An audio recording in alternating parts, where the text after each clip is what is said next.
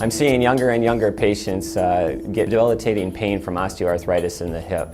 It usually presents with stiffness and pain in that hip that often is diagnosed with a simple x-ray that can be taken at your primary care doctor or in our office here. Direct anterior approach to total hip replacement is a muscle-sparing approach that spares the muscle. It does not cut the muscle, where traditional hip replacement usually cuts some of the largest muscles in your body.